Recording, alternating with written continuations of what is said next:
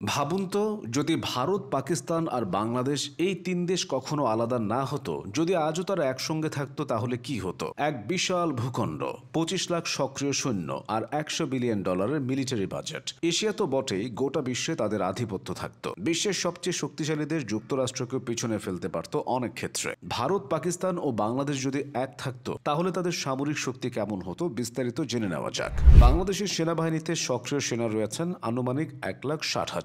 ভারতের সক্রিয় সেনা আছে 14,60,000 আর পাকিস্তানের সক্রিয় সৈন্য সংখ্যা 6,54,000। সংখ্যায় বাংলাদেশ কিছুটা পিছিয়ে থাকলেও সাহসিকতা আর বুদ্ধিতে তারা কোনো অংশে ভারত পাকিস্তানের সৈন্যদের থেকে কম না। ভারত ও পাকিস্তানের সৈন্যরা তো আধুনিক প্রশিক্ষণে প্রশিক্ষিত। সব মিলিয়ে এই তিনটি দেশ এক থাকলে তাদের সক্রিয় সৈন্য সংখ্যা হতো 25 লাখেরও অধিক, যা সামরিক দিক থেকে সবচেয়ে শক্তিশালী যুক্তরাষ্ট্রের প্রায় দ্বিগুণ। বিশাল এই বহর নিয়ে সব ক্ষেত্রেই ভারতবর্ষ সুবিধাজনক অবস্থানে থাকত। দ্বিতীয়ত, তারা পরমাণু শক্তিতেও বিশ্বকে আরও চোখ রাঙাতে পারত। বর্তমানে ভারতের কাছে আছে 172টি পরমাণু এবং পাকিস্তানের কাছে আছে 170টি। বাংলাদেশ এখনও পরমাণু শক্তির দেশ হিসেবে গড়ে ওঠেনি, তবে তিনটি দেশ একসাথে থাকলে ঘটনা হতে পারত ভিন্ন রকম। রাশিয়া যুক্তরাষ্ট্রের তুলনায় ভারত পাকিস্তানের কাছে পরমাণু খুবই কম। একসঙ্গে হলে এই সংখ্যাটা যেমন বাড়ত, তেমনি ভবিষ্যতের মজুদ নিয়েও থাকতো ভিন্ন পরিকল্পনা। তিনটি ভূখণ্ডের বিশেষজ্ঞরাও তখন এক হয়ে কাজ করতে পারতেন। যেমন ভারতে ছিলেন হোমি জাহাঙ্গীর ভাবা, যাকে ভারতের পরমাণু কর্মসূচির জনক বলা হয়। পাকিস্তানে ছিলেন আব্দুল কাদির খানের মতো বিশ্বজোড়া খ্যাতি পাওয়া পরমাণু বিজ্ঞানী।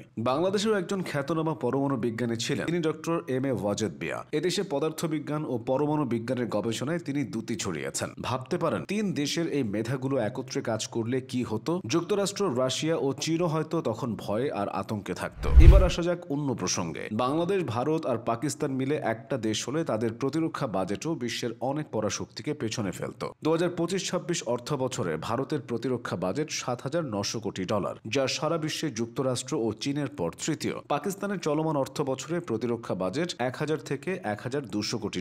এই দুইটি দেশের বিশাল বরাদ্দের সাথে বাংলাদেশের প্রতিরক্ষা বাজেট যুক্ত হলে তা পরাশক্তির রাশিয়ার বাজেটের কাছাকাছি থাকতো। সবচেয়ে বড় কথা, তখন বেশি বেশি আধুনিক সামরিক সরঞ্জাম কিনতে দুইবার ভাবতে হতো না। পাশাপাশি চীন ও তুরস্কের মতো নিজেদের প্রযুক্তি ব্যবহার করে উৎপাদন বাড়ানো সহজ হতো। এতে করে সারা বিশ্বে ভারতবর্ষের একটা আলাদা কদর থাকতো। আধুনিক বিশ্বে বিশেষত দ্রুত সাড়া দেওয়া ও নির্ভুল অভিযানের জন্য বিমান বাহিনীর শ্রেষ্ঠত্ব খুবই গুরুত্বপূর্ণ। ভারত, পাকিস্তান ও বাংলাদেশ তিন দেশের বিমান বাহিনীরই গৌরবময় দৃষ্টান্ত রয়েছে। ভারতের মোট বিমান 2,229টি, এর মধ্যে বিমান 513 থেকে 606টি। তাদের আধুনিক বিমানের মধ্যে রয়েছে Su-30 MKI, রাফায়েল এবং তেজস। পাকিস্তানের মোট বিমান 1,399 থেকে 1,434টি, এর মধ্যে 328 থেকে 387টি। আধুনিক বিমানের মধ্যে রয়েছে F-16 Fighting Falcon, JF-17 Thunder ও মিরেজ 3-5। এদিকে বাংলাদেশের বিমান বাহিনী বহরে এখন 212টি বিমান আছে, যেখানে বিমান রয়েছে 44টি। এর মধ্যে চীনের নির্মিত